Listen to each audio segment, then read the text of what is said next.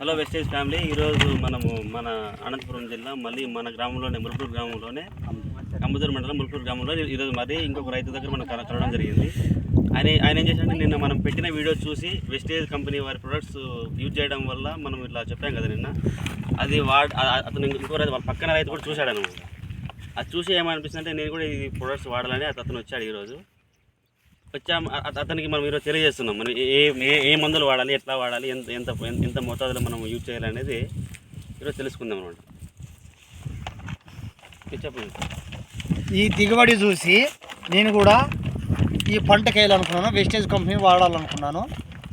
ఈ దిగుబడి చూడండి, ఒక్కసారి చూడండి. కానీ ఇవి బాగా కాసినవే అనుకోద్దండి, మిగతా మొత్తం ఎక్కడ చూసినా మొత్తం ఇదే టైప్లోనే కాసినాయి.